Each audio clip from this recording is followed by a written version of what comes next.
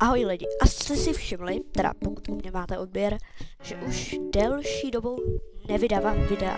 Asi tak, nevím, měsíc a půl. A dneska jsem tady, abych vám to vysvětlil. Takže ze začátku byly různý rodinný schůze a tak.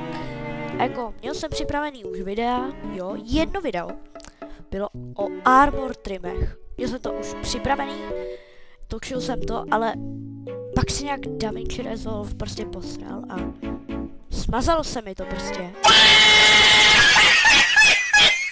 Úplně marná práce s tím byla. Samozřejmě nikdy jsem vůbec nebyl teďka líný. Pak jsem měl pro vás připravený video, jak si stavím domek. No a v tom videu tam byl fakt hrozný zvuk. Takže tak jsem to jako nechal smazat. A pak, když jsem konečně dostal nový počítač a říkal jsem si, jo, konečně vám něco natočím. Až z nový hry. No tak jsem dostal Zaracha na počítač.